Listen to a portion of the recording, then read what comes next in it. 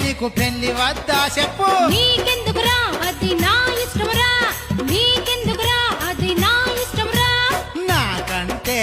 చిన్నోళ్ళంతా తండ్రులైరే బలమ్మా